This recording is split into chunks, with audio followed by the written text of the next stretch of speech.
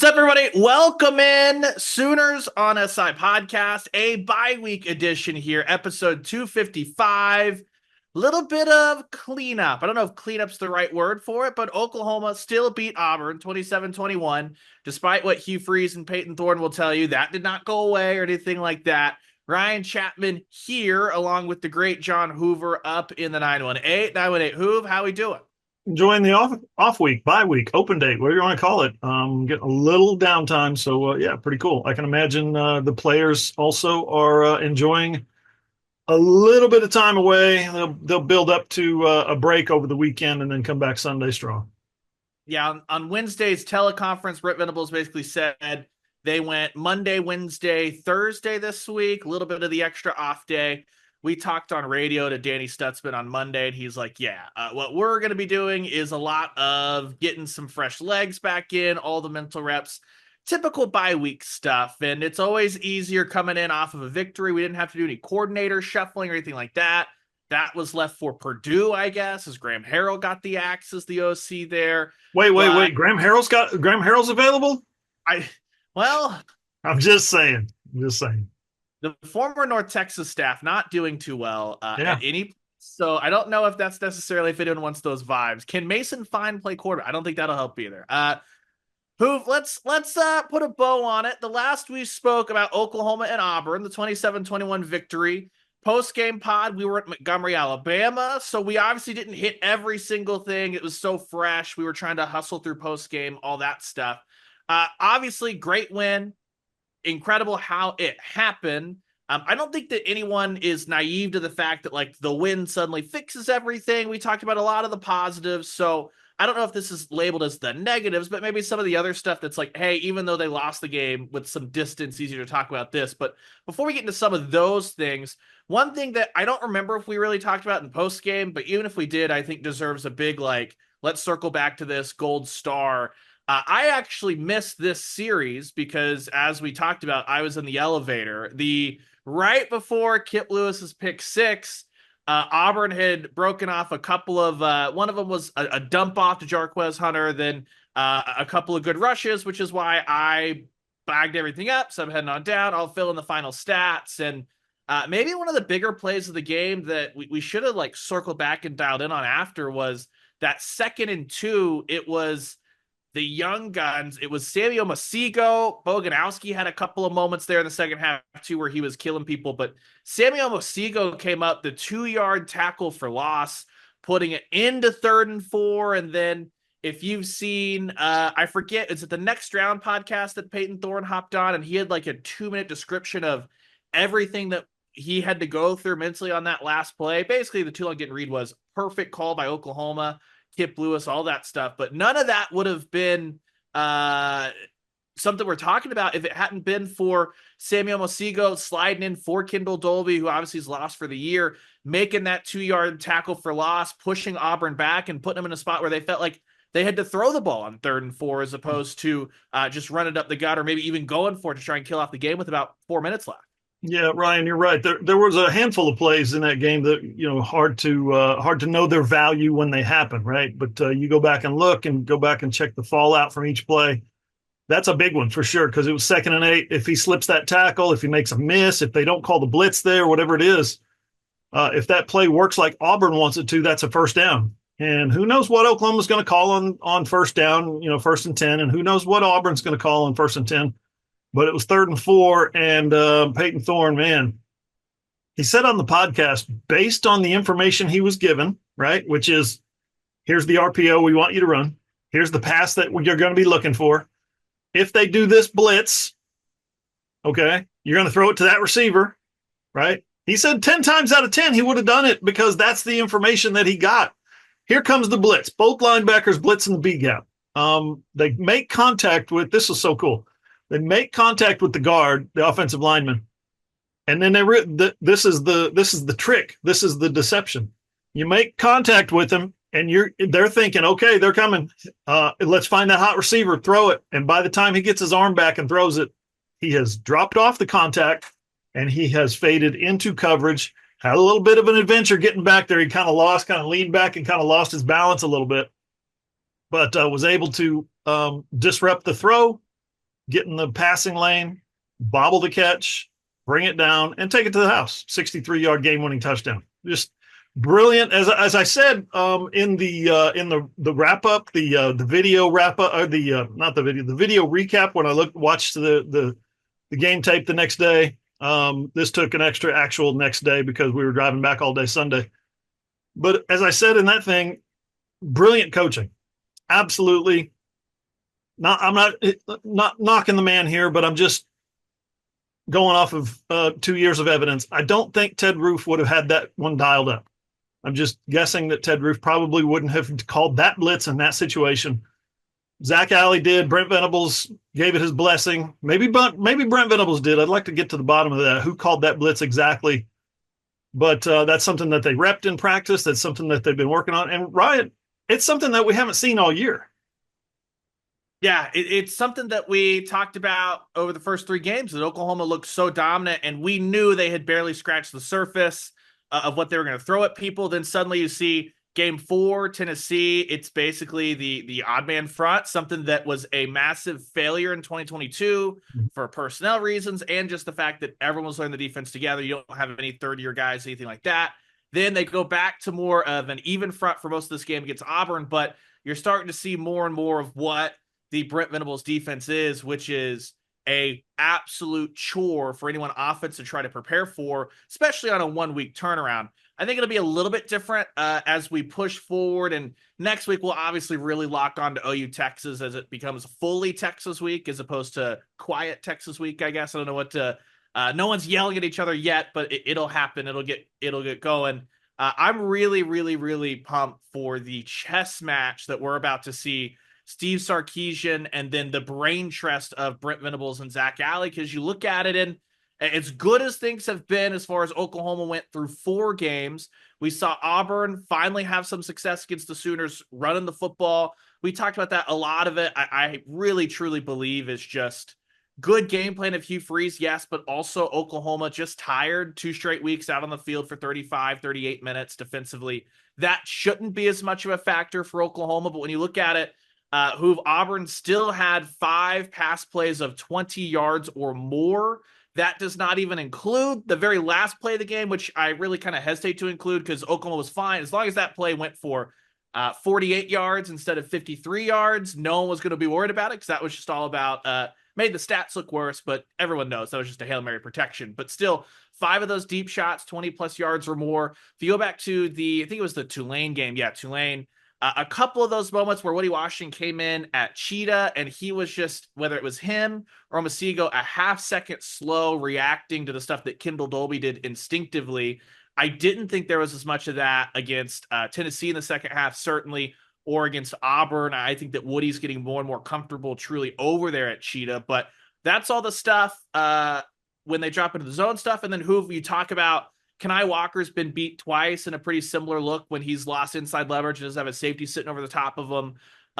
Texas wide receivers are really fast, and you know that Steve Sarkisian's going to have all the eye candy in the world to try and lure, whether it's Billy Bowman, Robert Spears-Jennings, or Peyton Bowen out of rolling back in, helping. He's going to want those guys to think they need to come up and step up into the running game to try and put, whether it be Des Malone, Kenai Walker, Eli Bowen, Makari Vickers now, all those guys we've seen at corner, try and put them on islands because I think Texas, if they're able to successfully kind of win that chess match, the opportunity is going to be there for more and more deep shots, kind of like we saw against Auburn. I think that's going to all be down to almost the X's and O's, the prep work mentally done by Venables and Zach Alley in this bye week as they continue to self-scout and then obviously turn the page to Texas next week.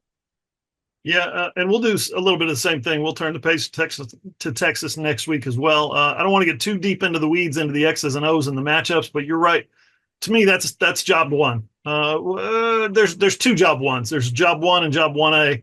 One is the Texas wide receivers in the passing game. Quinn Ewers probably more than likely going to be healthy from that strained abdominal muscle in a couple of weeks, and that against what we've seen so far from the Oklahoma secondary is a bad matchup for OU. And then obviously you're talking about a Texas defensive front that is just mean and big and fast and tough, athletic, very angry probably after last season, going against an Oklahoma offensive line that's trying to get its chemistry down, trying to, has a starting lineup, the same starting lineup 2 weeks in a row, assuming no one gets injured in practice, the same starting lineup 2 weeks in a row for the first time this year. So those to me are the two big matchups in this game that we're going to have to look for. And Ryan, don't forget, it may be kind of quiet week for us. It's not necessarily quiet week for the players. Colin Simmons, the defensive end from Texas, after they beat Mississippi State last week, said, I think we're going to dominate OU. I think we're going to dominate them. So it's not all quiet. It's a little quiet. It's not all quiet. I don't think he's wrong defensively. You look at what Oklahoma did offensively against Auburn. It's football. So the statement, if you take away this, is an idiotic statement. I get it. I 100% know. It was a great work by Oklahoma's offensive line up front and Michael Hawkins on that rushing play. But Oklahoma had 32 rushes, averaged 4.1 yards per carry. On the 31 other rushes, Oklahoma only averaged 2.6 yards per carry, which in a weird way is growth and it's improvement from what it was Hoover against Tennessee. Part of that, I think, is due to the fact that this is the first time Oklahoma's the starting lineup on the depth chart that they announced for week 1. It's the first time that offensive line played. You hope that they'll get healthier. You talk about another week on for the high ankle sprain of Branson Hickman, another week on for Jake Taylor to kind of be recovered from some of the stuff that hampered him through camp. That's still an area, though, that Oklahoma needs to take that half step forward. But at the same time, that's what the bye week's for, right? It's for those mental reps. It's for the self-scouting. Seth Luttrell taking the look back, going, what is working, what is not working for Oklahoma's offense, what run concepts are working for Javonte Barnes. Can they take anything who from that, a 16-yard run by Gavin Sawchuk that was taken off the board by what I think is a pretty soft holding call, but whatever. It's refereeing. Who cares? The most important thing was like that was the most positivity we've seen for a Gavin Sawchuk play all season long, even though it didn't count. Oklahoma's got to find a way to take those little gains and incrementally improve. And if they can incrementally improve twice, once this week and once next week, then maybe they'll be able to at least play some ball control and shorten the game against Texas. I don't think anyone's expecting like a dominant rushing performance, but they need to find a way to not put the defense on the field for 9 minutes in the second quarter, 9 minutes in the third quarter. Yep. They need to be able to generate first downs. They need to be able to pick up third down and short, third down and longs. They need to be able to convert when the opportunity's there. They need to not drop passes. They need to not have holding penalties or offensive pass interference penalties on a tight end slip screen, like the 40, I think 48 yarder to Bauer Sharp that got called back by the Nate Roberts or the Jake Roberts hold. So that's it's Oklahoma's like Brent said on the conference call today on the SEC call. We got to get a little bit better at this. We got to get a little bit better at that. There's a lot of areas that this team's got to get better at, especially going into the Cotton Bowl. Yeah, absolutely. Flip side of that, last year was an imperfect game by Oklahoma in a couple of facets. We talked about it. Some of the special team stuff that just put them way behind the 8 ball, whether it be the block punt, penalties on kickoffs, stuff like that. They've been better at that. An area they weren't better at against Auburn, Hoove, is Oklahoma had 8 penalties. 7 of those 8 penalties, though, for Oklahoma were on the offense. The one that wasn't on the offense, shout out to our guy, Zach Schmidt. He's the one that was called for the face mask on the kickoff, which didn't end up really mattering. And it was kind of just a tough situation for Zach Schmidt. Anyway, coming down to make that on the kickoff. But otherwise, you look at OPI, that was Jake Roberts that had that. You had a false start, called on Javonte Barnes, a false start on Cade McIntyre, a false start on Brennan Thompson. You had an illegal block in the back. That was on Jaquez Petaway on the J.J. Hester pass, not the 60-yarder, but the one that was reviewed. They said his knee wasn't down. Obviously, the illegal motion that happened with Bauer Sharp that took a touchdown off the board, and then the holding on Jake Roberts, as we mentioned. That stuff, simply put, like you're going to have a couple false starts in the Texas end. Texas is going to false start. Maybe not. That's a really, really experienced offensive line. But we saw it last year. There's a couple of times that they're going to false start the Oklahoma end. We get that. Everyone knows that that's part of the OU Texas game. All that other stuff, you can't have shifting penalties. You can't have the motion penalties. That's what Oklahoma cannot live with because, simply put, Texas is too talented a week from now to have an illegal motion, to have some multiple false starts, blocks in the back, all that stuff, and expect to win that football game. Yeah, especially spin it back a little bit. The motion, the illegal motion penalty by Bauer Sharp takes a touchdown off the board. They convert to a field goal, but that's 4 points off the board. And then the 48-yard pass. I didn't see a need for Jake Roberts to run his rub route so aggressively, shall we say? He's supposed to run out there and stop and let the guy run into him. He's not supposed to run out there and turn around and extend his arm and hook him around the throat. And starfish. He also starfished a And little bit. starfish, yes. So that's a play in particular. Gave up, like I said, 40 something, I think 48-yard completion that could have produced more points. Would have surely produced a field goal attempt at the very least. So that, Oklahoma might have, should have, probably could have, in certain circumstances, won that game a little more comfortably. But at the same time, I know Auburn is looking at it saying, well, we could have did this and we could have did that. That's the way football goes. And it's always, always, always the way the OU Texas game goes. The team that makes the fewest mistakes, the team that makes the most plays in clutch time, like Oklahoma did last year, that's the team that's going to win. Well, and you talk about too some of the tenets of not Oklahoma, but look at Arkansas, right? Arkansas, a bad football team a year ago. We knew that. What did they do when they rolled into Stillwater? It was the hallmark of a bad football team this year. They kept shooting themselves in the foot, things like that. Suddenly they lose the football game. Auburn, bad football team a year ago. They made the back-breaking mistake at the big moment, which is why still, as much as I don't want to be like overly negative to start to think Oklahoma won the football game. That's really the ultimate thing. That's what matters. And at the end of the day, Oklahoma won the football team when they were down their top 5 wide receivers. They were down a true freshman running back who's a key part of what they were doing in Taylor Tatum. They're down Kendall Dolby. Gentry Williams isn't like it's like Brent Venables said Wednesday in the teleconference. If you had told him all the guys that they were missing going on the road at Auburn, he would have been like, yeah, I don't think we're winning an SEC road game like that, which Yep. it's still True a great freshman quarterback making his first start on the road. Come on. Yeah, so I know that Auburn team's not very good, and they're probably going to lose a lot more games this year. That still doesn't make it any less of a good win considering everything that's happened this year thus far. So let's roll this into the bye week here, Hoove. On that Wednesday teleconference, Brent Venables gave some updates. Tyler Keltner back. He is going to be A-OK to go for Texas. Taylor Tatum and Deion Burks, Brent Venables said that they'll certainly have a chance to get that thing going. Taylor Tatum was at practice on Monday. He was practicing. We can tell you that. So that was a never confirmed, believed to be a protocol situation that he is out of. Burks is really, for me, the really big question mark of, is he going to be able to make it back? I guess we've gotten this on radio a couple of times, so I didn't realize if we needed to say this or not. The Deion Burks situation, I know that Deion Burks got hurt the same week that we talked about Sluka at UNLV and Bear Alexander at USC.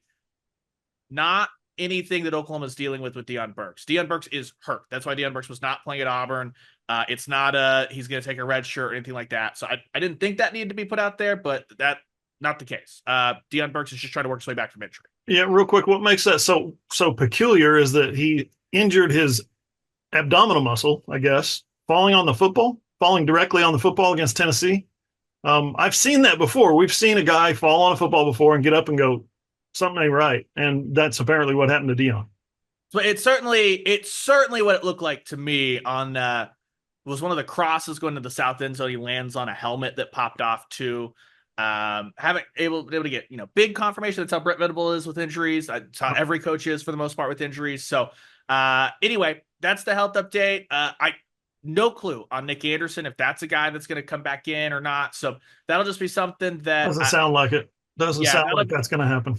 It'll be something that I guess next week we'll try and get more clarity on. But the one for me you're looking at is circling Deion Burks. Otherwise, the guys that are out, I think we kind of know are out, barring something else that pops up at practice. And the big thing for this group, Hoove, is going to be defensively rest, kind of like we alluded to. And as far as the offensive line goes, I'm very fascinated next week when they are able to talk about it a little bit more, how Oklahoma was able to balance just needing health from Sexton and Tarquin and Hickman and Taylor, who are all playing through bumps and bruises, versus wanting to make sure that those guys are able to build some chemistry. Because truthfully, this is the first time since like the first week of fall camp that starting five has all been in together at the same time. It's kind of wild.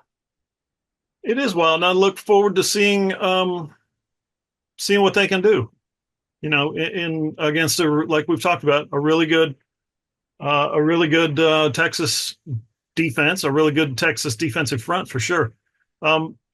Here's a note for you that I wrote for a story that's posting this afternoon. Two Oklahoma players were named to the SEC Team of the Week by Pro Football Focus. Bauer Sharp for his acumen catching the football, 4 catches for 45 yards, and he was great at, they basically take the highest graded, using the PFF grades, the highest graded player at the position in the conference, and they call it the SEC Team of the Week. Oklahoma had two players on the Team of the Week. One was Bauer Sharp. One was Kip Lewis. Kip Lewis graded out higher than anybody in the country in pass coverage last week. Wonder why. That pick six certainly helped. But that's Oklahoma's two contributors to the Pro Football Focus SEC Team of the Week. Texas beat Mississippi State last week. Ryan, Texas had 7 players that graded out tops in the country or in the SEC last week at their position, including 3 defensive linemen.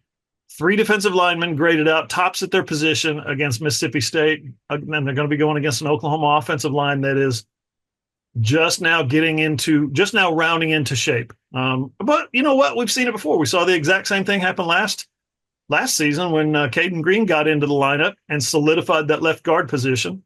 Maybe this year it's Troy Everett. I don't know. Maybe a stretch, but one of those guys, get this, one of those guys was Jermaine Lole, the transfer from Louisville, who committed to OU and then flipped his commitment to Texas at the last minute. So, yeah, OU's got a little motivation to play well against him. Yeah, maybe it's as simple as just having I think we saw last week way less just communication issues as far as blown assignments up front, having those 5 guys. Maybe it's just as simple as like guys going to get beat, right? There's a couple of times that Jake Taylor got pushed back, a couple of times that Sexton got pushed back, or one time. But that's just O-line, D-line battles in the SEC. It's never going to be perfect.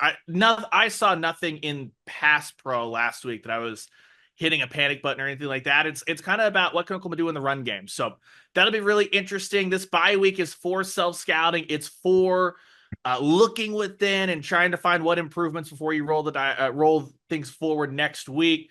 Let's start defensively. Much fewer fixes or anything like that. One thing that Brent Venables circled on the SEC teleconference was tackling. He said he didn't feel like they tackled as well. I think that that's not going to be an issue at all.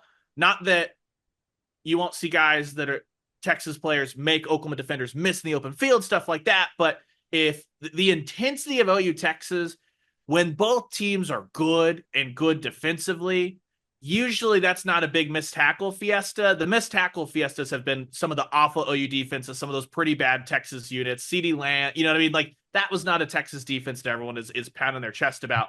And especially with both teams being well rested, the intensity of that game. I'm actually not as worried about that. I know that Brent Venables circled that, but I do think that Oklahoma needs to figure out, specifically in passing situations, they've got to tighten up some of that stuff at Cheetah. I think that we alluded to it a little bit earlier, whether it's been small doses of Peyton Bowen, Woody Washington, Omasigo. None of those guys are as natural at what they're being asked to do as Kendall Dolby was, just basically straight up playing as a nickel corner or a slot corner.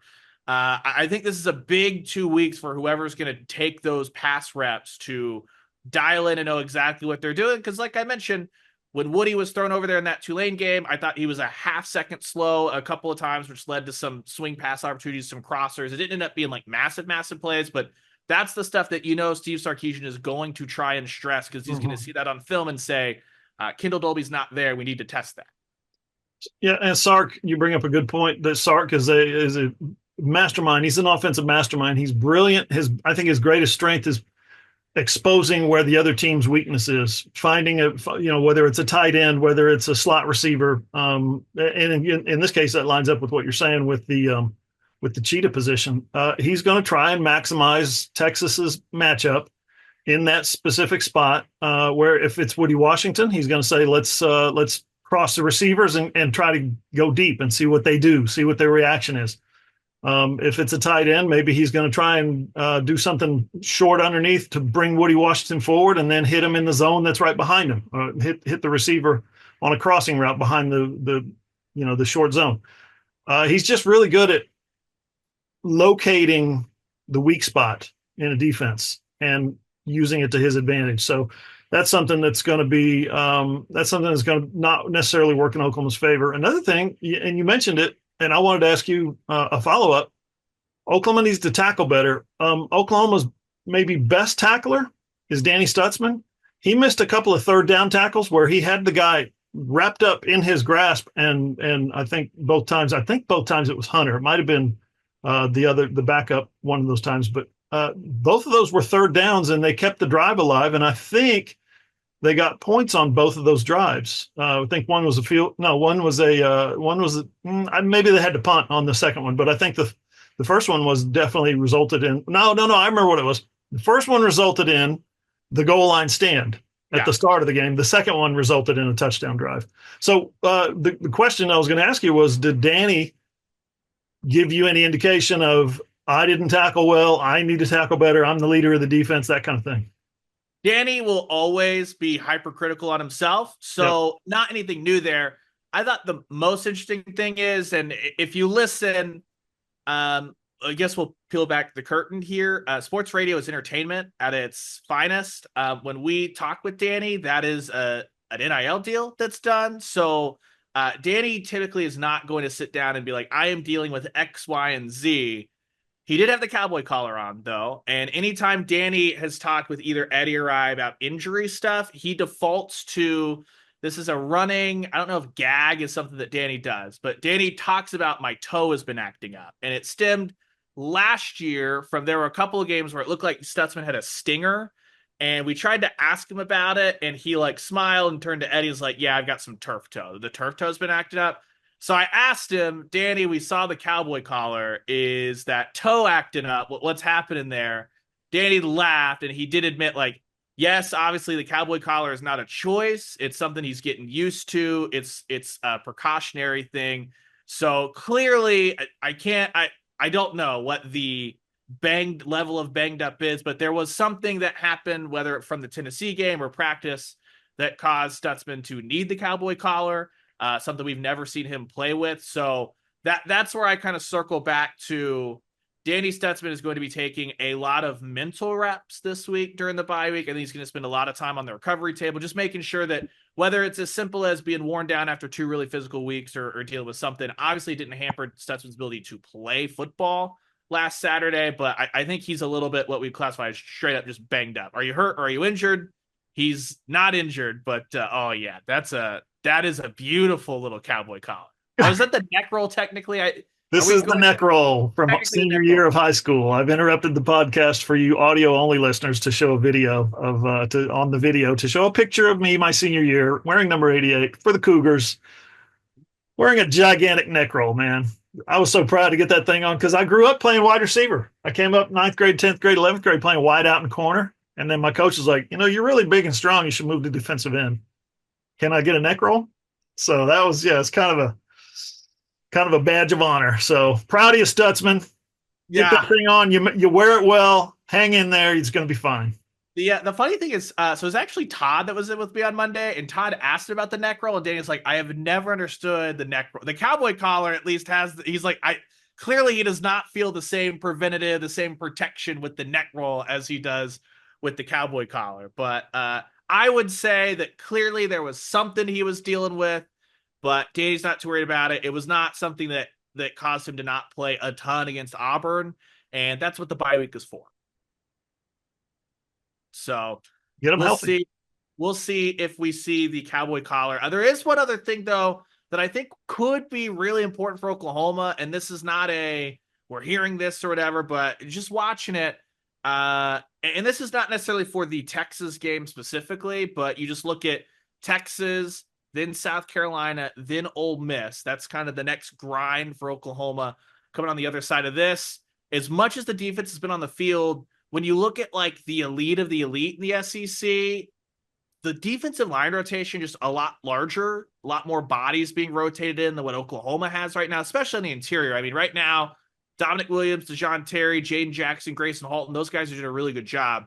I think a big boost for Oklahoma would be if somehow, and this is not trying to put a bunch of pressure on a true freshman, but if David Stone could continue to come along and chip in 5-6 more snaps here over the next couple of games, that's just extra wear and tear taken off those other guys, having that slightly larger rotation. Because I think that's just something we know the defense is going to have to be excellent the rest of the year to keep them in games. But I really think that's something over this next 3-game stretch that's going to be really crucial, because then you'll have Maine and then Missouri. So it's a ghost bye week. And then you'll have a literal bye week before Alabama and LSU.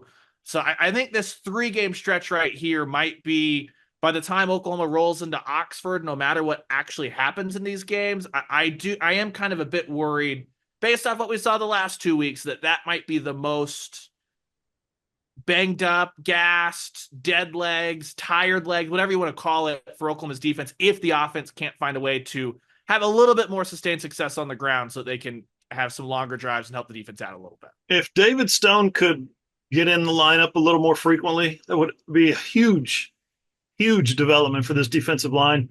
Number one, it gives everybody else a little more break, a little more breather, a little more rest. That's great. That's one thing. The other thing, it gives David Stone some real reps and some real, if he, earns them in practice, and if he's capable of holding his ground and all that kind of stuff. He got one snap at Auburn, one snap. That's your 5-star defensive tackle. So for the season, he got 16 snaps to start the season against Temple. 16. That's pretty good for a true freshman. Obviously, that was 51 to whatever, and it was a blowout. And the next couple of games, you see David Stone with 3 snaps against Houston and 3 snaps against Tulane. They were all pass plays. They were all pass rush situations. He got in and was a go get him kind of guy on the interior. See ball, hit ball kind of thing.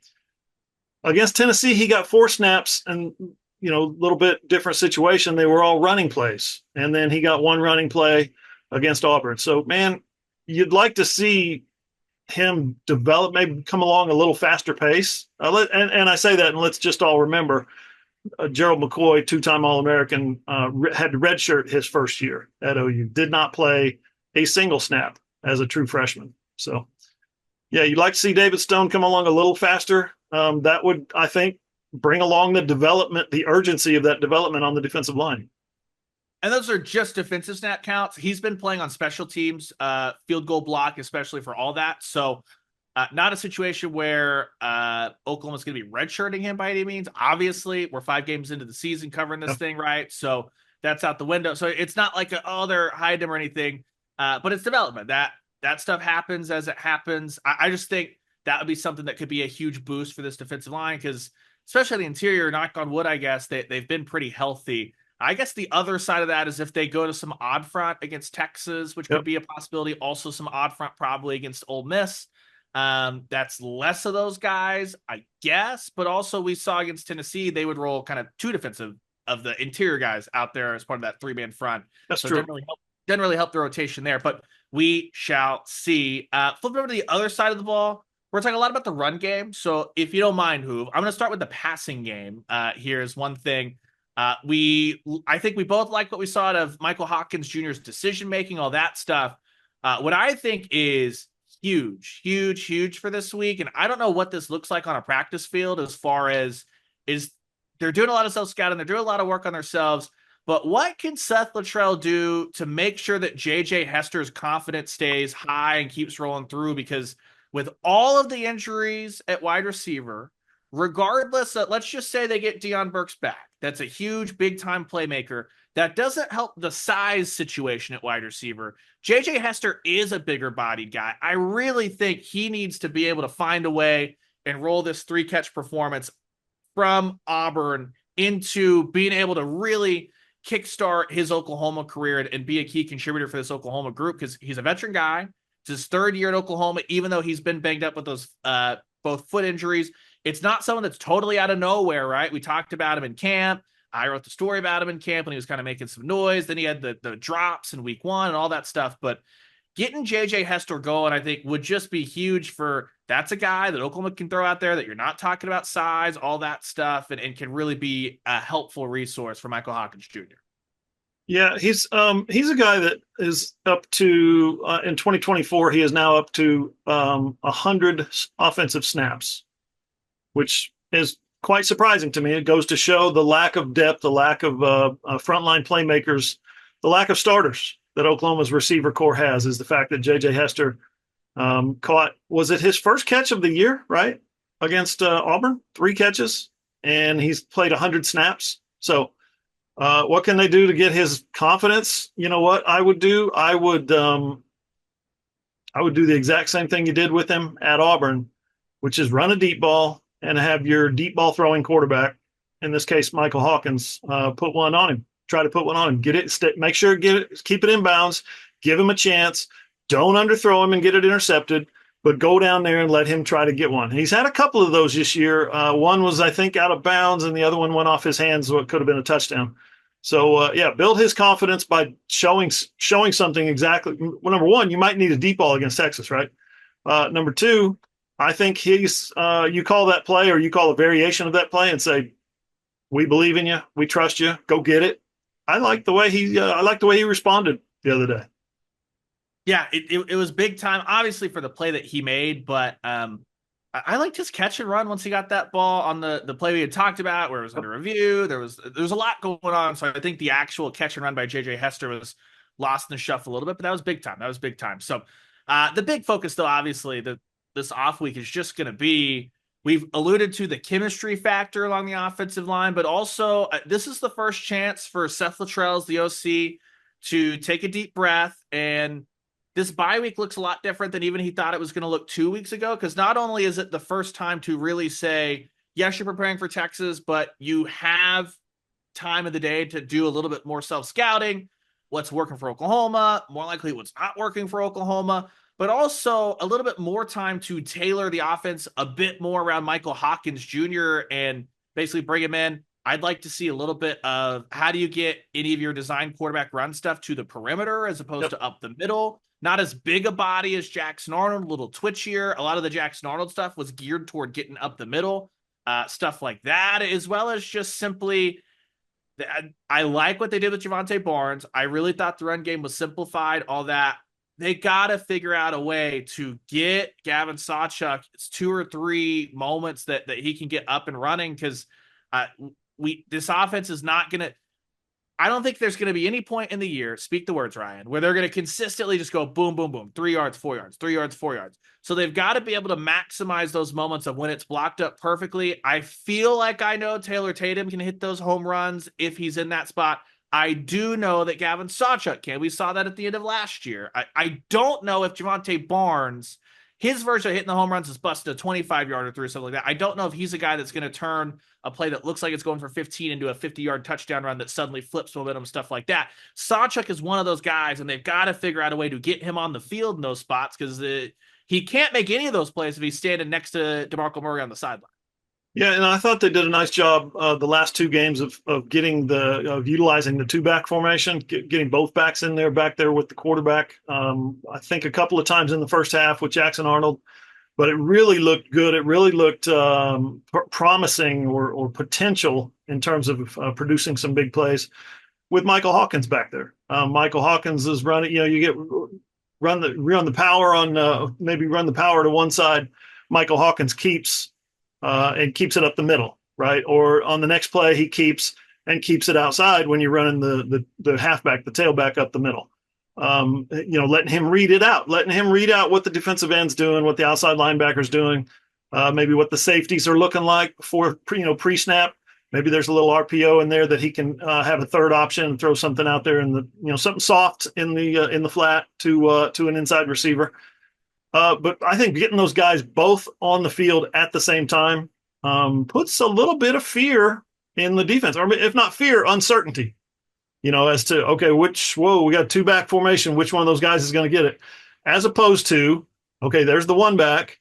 We got the tight end covered out here. Those receivers aren't doing anything. We should be good, right? You put the 2 backs back there, all of a sudden the defense is sitting there going, wait a minute, which one of those 2 guys, do we have them covered? Do we have them covered out of the backfield? because you'd like to see Sawchuck get out there and maybe be that flare guy I'm talking about, run some action to Barnes and then come up and throw something to Sawchuck on the outside. I think it might be your best chance to move the football against Texas. Yeah, they're going to see heavy boxes. They're going to see heavy boxes the rest of the year until they prove that they can like run the ball consistently. Mm-hmm. But that doesn't mean that you can't have deception in the run game. And I know that a lot of that stuff is usually predicated on some of the RPOs, the read option stuff, which they've not been good at.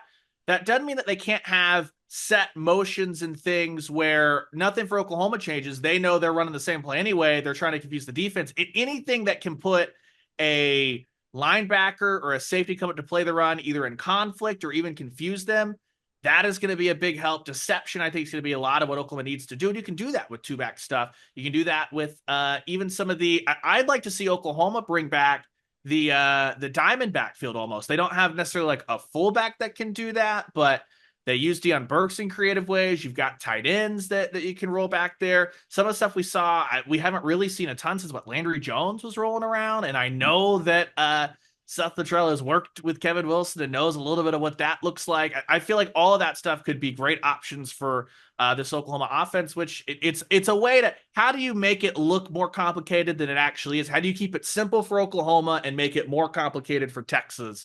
All that stuff is going to be huge. So I have a suggestion. If there's a Seth Luttrell suggestion box, two-back set. Okay. You run action to the middle. You have no intention of handing off an inside zone, but you run action to the middle to draw, your interior defense to the middle. Hope those guys hold up. Then you get your other back coming around behind you, but in the slot to the right. Okay, so you run an action to the left. You're running a play action or something to the left. In the slot to the right is Brennan Thompson coming up on an under route underneath the linebackers, underneath the defense. All of a sudden, instead of it's just a simple play action concept, but instead of following out the run or faking the keep or something like that, he pops up and immediately drops a ball over the middle. Or maybe you wait for him to clear on an under route concept. You wait for him to clear, and you get Brennan Thompson early in the route with the football in his hands, running full speed into the Texas defense. I think Texas would not like that very much. I think that could be a successful play. That kind of concept is what I'm talking about. Oklahoma has some advantages in the speed area in certain areas, a little bit of size here and there in certain areas.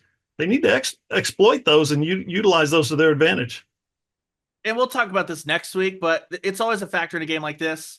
When emotions are running hot early, that's where you can take advantage of a physical, violent defense. Sarkisian's going to try and do the same exact thing to Oklahoma of those guys want to come up and decapitate somebody on the first drive and set the tone. Flip side of that is if you get them going too quickly, you can try and take advantage of that. It'll be a big week for Seth Luttrell. If you're listening to this, we record Wednesday afternoon, which means we know everything that Brent Venables said on the SC teleconference. We don't know what everyone said Wednesday night, so head over to Oklahoma Sooners on SI.com. We'll have all the player videos that Bryce and I were collecting. If we get to talk to Brent Venables, I haven't seen yay or nay either way. I think there's optimism that we'll get more Venables. We shall see. If it's there, all that stuff, Oklahoma Sooners on SI.com is the place to go find all those videos, or you can head over to the YouTube page, John Hoover Media. Just search that, sift by recent. It's all there. You know this. You know where to find all that. And if you're watching us on the YouTube and you're a YouTuber, be sure give us a thumbs up, leave us a comment. What do you want to see Oklahoma work on during this bye week? As well as if you're listening just to the audio portion, make sure that you're following the podcast. Leave a rating, review. 5 stars always helps us get seen by everybody else. The more people that are watching and listening, the more stuff we can do, the more content you can get, the more weekends you get, like me sitting in the backseat of Hoove's car writing until I basically tell Hoove, I don't think I can write anymore because my brain is mush. That was our Sunday, and it was good. It was good for sure. But good trip. It was a good trip. It was a great trip. We had the OU Insiders Jesse Crittenden tag along with us. It was we don't often get to travel outside of us, which is kind of fun. So should be exciting. Should be a good trip next weekend, a little bit different. Everyone will be down in Dallas. It's not a, oh my gosh, big 10-hour road trip, stuff like that. But Friday night in Dallas, you guys know this. It's just as fun for us as it is for you guys. So especially when it's 2:30, that makes it a lot easier for me to not have to call it early, which is great. Great. Before we dive into all that, fully turn the page next week, who I do think there are some pretty like important ramifications for Oklahoma. They're not playing on Saturday, but if you look around the SEC, couple of big ones. Missouri's headed to Texas A&M. Ole Miss, who lost to Kentucky, and the offense for Ole Miss did not look like this overwhelming juggernaut. They're having to pick up the pieces, hit the road, take on South Carolina. This is what we talked about. On paper, preseason, Oklahoma's schedule looks like an absolute backbreaker, but suddenly, if Missouri looks like hot garbage against A&M, if you believe in offensive efficiency, this is a stunning stat. It was popped up there by the great SEC Mike of SC Unfiltered. Show that Missouri is a spot behind Oklahoma among SEC teams on offensive efficiency. That is like, I can't wrap my head around it because Luther Burton's that good. Obviously, what Ole Miss is doing. If those two teams struggle, then maybe the October / early November slate, while it's not easy, and while Oklahoma has not inspired much confidence, maybe it's not the 5-alarm fire that it potentially looked like. I think we might get a step close to kind of knowing that yay or nay this weekend. Yeah, just a quick peek at Missouri. They climbed 2 spots in the AP poll this week. They've been improved to 4-0 on the season. They're at number 9 in the AP top 25. Can you imagine an SEC team undefeated, 4-0, and they're only ranked 9th? The only Power 5 teams that are undefeated that are ranked below them are Iowa State, BYU, and Indiana. So I think I heard somebody say earlier I guess it was yesterday, that they think Missouri is a complete fraud. I was listening to some SEC podcasters, and they said they think Missouri is a complete fraud. Maybe they are. They're 4-0. They're coming off one of the best years in school history. We'll see. We'll see there. The flip side of that, did Oklahoma get the tougher team when it came to Texas got Georgia, Oklahoma got Alabama? I know when the OU schedule came out, it's like, man, this thing sucks, but at least it's not Georgia. Look, I think that you play Alabama and Georgia 10 times, and it's going to come down. One team's going to go 6-4, 4-5. Like, I think it's pretty comparable. But when you talk about the issues we've seen for Oklahoma's defense as far as downfield passing game, and what Jalen Milroe has been able to do, what Kalen DeBoer is a head coach, and Mr. Ryan Kill Everybody Williams. As far as matchups go, maybe this is overreaction, Ryan, but I think Alabama might be a way worse matchup for Oklahoma, especially defensively, than Georgia, despite the fact that Georgia's trying to play King of the Hill a little bit, even though they lost that game in Tuscaloosa. Yeah, I think it's a toss-up. The way you phrased it was if they played 10 times. If Oklahoma and Oklahoma and Alabama played 10 times, or if Oklahoma and Georgia played 10 times right now, I think it'd be Oklahoma would have a tough time winning any of those matchups against either team. Neither one would be favorable. Georgia is that much better in the trenches. Alabama is better in the trenches, way better in the trenches, and that much better in the on the perimeter. So, yeah, not a good matchup for Oklahoma, whether it's Georgia or Alabama. Yeah, all bad, but I think Alabama might be worse with the vertical passing game. But maybe it's just one game. We'll see. I don't think anyone would have penciled in a win either way, but we shall see. Otherwise, who kind of a quiet week, which is kind of what we want. Wednesday night, the Battle Series action began for Oklahoma softball out on the diamond. Just when you think, oh man, Ryan, you breaking your back, maybe you get a week off. Just kidding. You get softball, the other thing that draws all your time. So make sure you head to OklahomaSoonersOnSI.com. I'll just give you some reckless predictions because obviously as we're recording, this hasn't happened yet. I think Tia Malloy is going to look awesome, and I'm probably going to write about her. So we shall see, but it kicks off. That fall slate rolls basically every Wednesday through the middle of November. They've got 3 Battle Series games, which is the inter-squad stuff. They head down to Texas A&M Commerce. They also take on Seminole State, MACU, and ULM. That's a doubleheader against ULM. That MACU game is going to be fun. Gasso v. Gasso. Kaylani Ricketts bouncing around. I don't know what kind of work Oklahoma will get, but I know that that'll be a really, really fun cover for all of us as far as like what is the Patty Gasso, Jim Gasso dynamic with one in one coaching box, one in the other. But that stuff will get rolling. Oklahoma Sooners on SI.com for Do you think there's a chance that Patty hangs like 30 on him if they get it? Yes, 100%. I don't know what that's gonna look like, but a lot of smiles around, probably from everybody involved. Does she have to sleep on the couch if that happens? No, I don't think that I don't think that's how that thing's gonna go. We shall see. So other than that, guys, it's kind of quiet on the Oklahoma front. Basketball's kind of in that weird, about a month away from starting to get going with some of these exhibition non-conference and getting the season rolling. So they're kind of laying in wait. Soccer and volleyball are rolling along, but gymnastics, all that stuff's preparing. But Volleyball just had their first ranked win ever. yeah, Crazy. they big time there. So it'll be really interesting. And obviously next week the festival begins, Oklahoma and Texas, which means we'll be back next Thursday, the Sooners on SI podcast. It'll be the full OU Texas breakdown. Duh. Everything that everyone has to say. Next week's back to normal, right? Monday night, be sure you're monitoring the website, Oklahoma Sooners on SI.com or Hoover's YouTube page, John Hoover Media. Next Monday night, we'll talk to the players. Tuesday, the Brent Venables press conference in full, the official podium BVPC. That'll be back. Teleconference on Wednesday. So back to the normal schedule. It's always a little lighter during the bye week. Also, don't forget next recording next Wednesday. So next week's podcast on Thursday, Matt Galatzin from Texas Longhorns on SI. He's the publisher of the Longhorns SI website, is going to join us to break down the Longhorns. Yeah, Matt Galatzin, great dude. You're going to want to hear what he has to say. Always good doing crossover content. They do an excellent job over there as well. But have we missed anything? It's very weird to look up and go, I think we've run through it all. We have way less stuff to go off of, but that's life on the bye week. You have any big bye week plans this weekend? Yeah, I do actually. My brother's been after me to take me fishing. And he's also been after me to go to his grandson's little football game, 12-year-old football game. So I'm going to do both this week. I'm going to go watch little Christian play, and then we're going to go fishing. And nice. Also, my daughter is moving, and if I was free, I would help her move, but it doesn't sound like I'm going to be free. Tough. Oh, darn. Pick up the pizza later. Yeah, it's the family affair at Sooners on SI. I'm actually headed down to Dallas for the next couple of days, hang out with the sister, see what's going on there, check in on the DFW, make sure everything's in order so that when everyone comes down next weekend. So back-to-back weekends, and I guess I'll be there. I'm actually off radio Thursday, Friday, which is like when my other boss walked in and was like, "You've got days. Would you like to use them?" And I was like, "I have days. Yes, I will sleep it. Yes, 100%." So that'll be good. And then I think Sunday.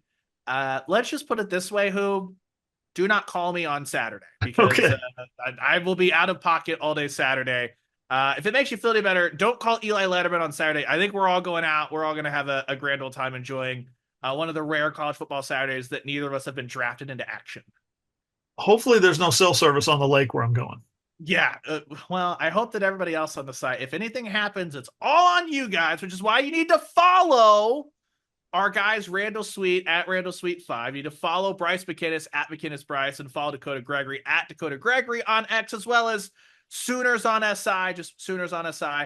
At Johnny Hoover, at _ Ryan Chapman. Won't be a lot of action from either John or I Saturday, Sunday, but that's why you got to follow the whole crew in case anything breaks. We'll be on top of it per usual, but if not, OklahomaSoonersOnSI.com. That's the website. You know it, you love it. Bookmark that bad boy. Everything from everything the players say, all that content rolled into our Texas Week stuff, softball, all that fun stuff. You can find it there. But for the podcast, nothing this weekend, no certified freshness because Oklahoma's not playing a game. We'll talk to you guys next Thursday, previewing Texas, and the next time you'll hear us, we will be live. I guess not live. We'll be certified fresh from one of the great suites and one of the great settings of college football. We'll be in the Cotton Bowl. We'll smash some Fletchers. We'll tell you everything that happens as Brent Venables, Steve Sarkisian, and they get together. But thanks for coming along. Appreciate you. I'm Ryan Chapman. We'll talk to you guys right here, same place next week.